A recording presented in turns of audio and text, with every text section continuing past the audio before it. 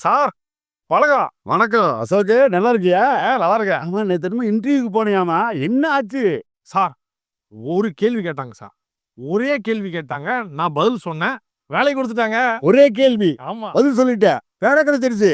ஏம்மா, என்ன கேள்வி கேட்டாங்க? ஒரு டூத் பிரஷும், டூத் பேஸ்ட்டும் விக்கிற கம்பெனி. அந்த கம்பெனில எனக்கு சேல்ஸ் மேனேஜரா வேலை குடுத்து ஒரு ஊர்ல அப்பாயிண்ட் பண்றாங்க. ஆனா அந்த ஊர்ல யாருக்கும் பல்லே இல்ல. நீ எப்படி அந்த டூத் பிரஷையும், டூத் பேஸ்டையும் விப்பேன்னு கேட்டாங்க. நான் பதிலா சொன்னேன். வேலைய குடுத்துட்டாங்க. ஏப்பா, அந்த ஊர்ல தான் எல்லாம் பொக்கவாயி பல்லு இல்லைங்கிற, அப்புறம் எப்படிப்பா டூத் பேஸ்ட் டூத் பிரஷ் விப்ப? நானும் இப்படிதான் குழம்புனேன். அப்புறம் யோசிச்சு பதில சொன்னேன். வேலைய குடுத்துட்டாங்க. ஏப்பா, என்ன பதிலப்பா சொன்ன? சொல்ல மாட்டேன். சொல்லுப்பா. சொல்ல மாட்டேன். சொல்லுப்பா. யோசிங்க. நீங்க யோசிங்க. அதே மாரி நீங்களும் யோசிங்க. யோசிச்சு உங்களுக்கு தோன்ற பதில கமெண்ட்டா போடுங்க.